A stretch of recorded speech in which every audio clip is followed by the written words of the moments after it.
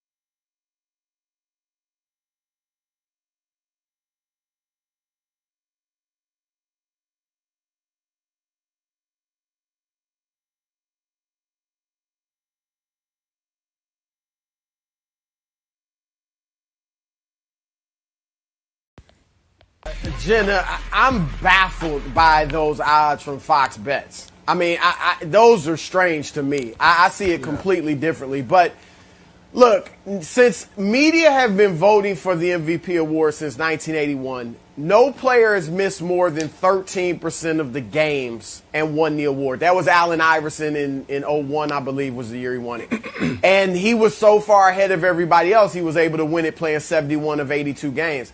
If LeBron is out the next 3 weeks, which is obviously a very optimistic goal, but if he's out the next 3 weeks, that'll be about 11 games he would have missed, and he's already missed one. That's 12. That's almost 17% of the season. So it is going to be very tough for him to win it if he only misses 3 weeks. If he misses 4, Nick mentioned earlier he thinks he'll be out a month. If it's a month or more, he's definitely out of it. I think the Bingo. only chance he'd have even missing 3 weeks would be if the Lakers completely fell out, almost lost every game without him, fell to the 8th seed or lower, and then he comes back and he leads them to a top 4 seed. You know, it would have to be something like that to happen. So LeBron is pretty much out of it. Although this is a strange year because Embiid's hurt, so he's going to miss some games. He was the leader. Other leaders, teams aren't, in the top 3 or 4 seeds. So it's an odd year. But right now, my favorite would be James Harden at this point. I think he has to be the favorite now. And hey, what I tell you guys, thank you. James Harden is the clear-cut favorite with Embiid and LeBron. If they're going to be out for the next 3 weeks or so and miss that extended time period, James Harden was always number 3 on my list and should be at the number 1 in the rankings of trending to come. James Harden, yes.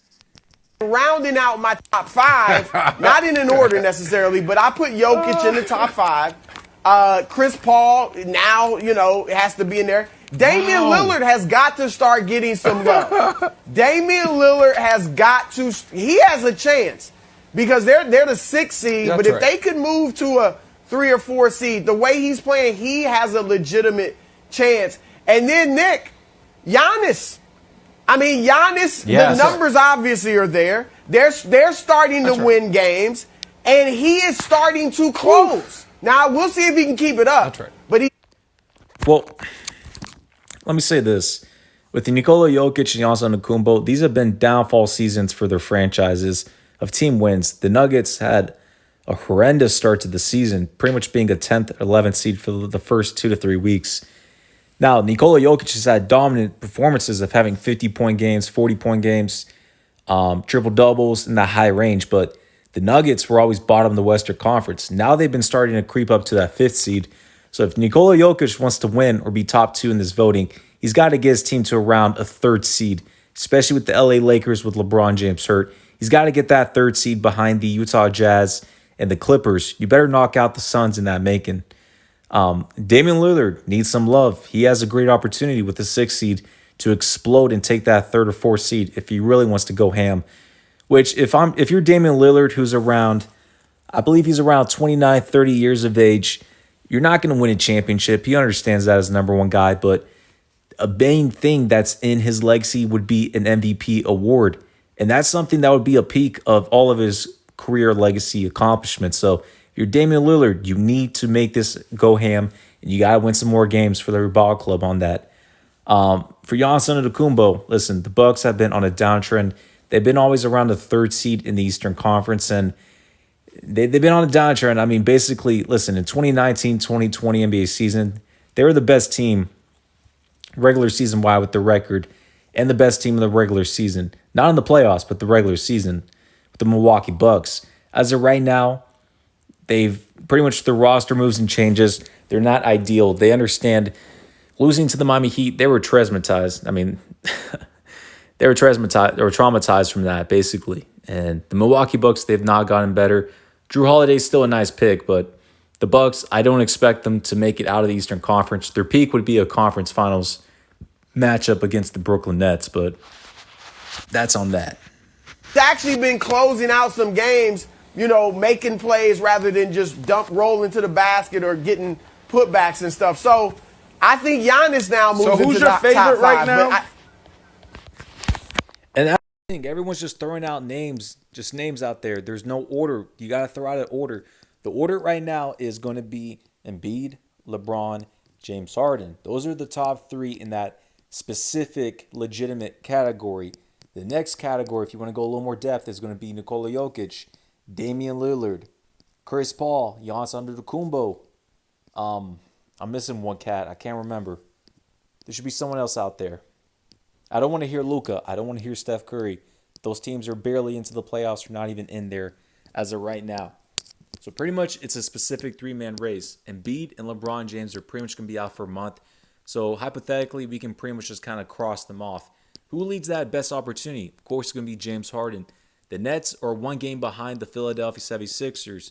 The Nets have a second seed. They can easily override and go over the Philadelphia 76ers, take the number one seed. KD is out. Harden continues his game of play. Since with Kevin Durant is out, Harden can still have his shot attempts go up. Harden can easily give you 30 a night, 11 assists. And the Nets, he can take on that MVP award. That can easily happen. If I'm looking at the Nuggets, if I'm looking at the Blazers, I do not have faith in them to have a third seed or better. So I'm not going to give Damian Lillard and Jokic that award. If I'm looking at Giannis, they're going to stay around a third seed. They're not going to pick up a second or first. And with voter fatigue, Giannis is not going to win the award. He's had actually not the best start to the season. And someone in the middle. If I'm looking at Chris Paul is nice, but I mean, with the Suns with the second seed, I mean, kudos to them, but you can't throw too much credit on Chris Paul. You do have the emergence of Devin Booker's sixth season in the NBA, but I got to give love to Chris Paul, but he's still not going to win the award over like a James Harden and such. I'm probably missing one other player, but besides that, it's all going to Harden. If Embiid and LeBron are out this time period, not a lot. I'm not going to keep repeating myself. James Harden has the best trend. They've won 11 out of the last 12 games, somewhere in that mix, and Harden has the best opportunity. I go with Who's Harden your favorite right now. Brandon? Look, if Well, my favorite right now, if Embiid and LeBron are out a month or so, it's going to be James Harden. they You know you quickly tried to- answer Brandon, people are falling out. That's the thing. I hear you on Giannis, but he's not completely out of it. That's all I'm saying. Go ahead, Wilds. ahead, Okay, Wilds. Brandon has a lot of side jobs, right? He's got this job. He's got, he owns the House of Athlete. He also has the podcast. What he is not is a DJ because he's not good at remixing songs. So the take that he gave was supposed to be you can't make the club in the tub, and he tried to put up a remix. Of you can't win the MVP in the tub. It didn't work. That remix bricked. That remix bricked. That was like, oh, you hear the remix Pete Marsh? No, not good. You listen. Steph, what do you do? Won MVP, led the league in PER. Yeah, but that's Jokic misleading. is leading the league in PER. It is what it is. Yeah. This is the last But 6 that's years. misleading. It just Why? makes sense. And Listen, Jokic has a great opportunity. He's had one of the best offensive and individual performances besides Embiid this season. But the Nuggets have always been bottom of the Western Conference. They've been horrendous this season. They've been a downfall, but they've been picking it back up now. They are sitting around a fifth seed in the Western Conference. You are looking at a 25-17 record. They're 2.5 games behind the LA Lakers in the third seed. So Jokic, he's got to get some wins. If he can be a top 3 seed in the West with these dominant performances, and of course his PR, he's going to win the award. Him and Harden are going to be top 2. But I just don't have the trust for the Nuggets or the Blazers if I'm looking at Damian Lillard. With the Nets, they can easily, the worst case, there will be a second seed. Best case, a number 1 seed, and Harden getting better. So I'm putting my money in the basket when it comes to James Harden. Wilds. it's not misleading at all. It's straightforward. Go, Nick. It is. You can show it again. What all of those guys have in common, though, aside from Russ, is their teams also led the NBA in wins. They were the best player on the best team. All of those teams, guys, won the most games, except for Russ. Russ, what he did was he won a scoring title and averaged a triple-double. There's a lot to unpack here, though. First, let me go to Brandon and then to Broussard. Brandon, remind me real quick, and I apologize for putting you on the spot like this. Preseason, what was your NBA Finals prediction before the year started? What was it? Clippers, Nets. Nets winning in 6. Okay, So before the Nets had James Harden, you had them winning the title. And now you are saying he's the MVP because without them he couldn't have won the title. I got to do the math on that one. I got to figure that one out. Hold on. Time out. Let me answer that. Let me answer that. Yes, that's preseason. Then we got into the season, and it didn't look pretty. It didn't look pretty until we got there. It was just up and down. It was rough. That's right. That's fair. And Kyrie stepped away, and KD got hurt, so that's all fair. Here's the other point. Right. This is going to be, Broussard, a precedent-breaking MVP season. Because all the top contenders, there is no precedent for it. So LeBron and Embiid, who I think if the season stopped today, they're the top two guys because they haven't easily missed enough time for them to be knocked out of it. It's that we say they're going to miss more time. LeBron and Embiid will have missed too much time. Jokic, let's even say the Nuggets win more games than they currently have. In the last 25 years, we have only had one MVP come from a bad defensive team. One. A bad defensive player on a bad defensive team. Steve Nash. You can be like, oh, what about Steph? Those teams were top 5 defense. When Harden won his MVP, they were top 5 defense. When Russ won his MVP, top 5 defense. All of them top 10 defense for Russ. That Jokic would be the worst defensive player on a bad defensive team to win the award other than Nash. Then go down the list. Because I would have those as your top 3. Then I would have Dame, who has to be included in this conversation. You mentioned it. And then you have to start including Luka. You've got to start including Giannis. You've got to start including Kawhi. Luka Doncic deserves nowhere in the top 8 MVP list. No. And then you can have James Harden. All of those guys would be precedent breaking. We've never had a guy win MVP playing for 2 teams in 1 year. It's never happened. Usually because guys get traded because they're not an MVP, or the only MVPs who get traded, it's because they actively quit on their team and we hold it against them. So no matter what, Broussard, this MVP... Well, listen, with James Harden, he was always an MVP caliber player.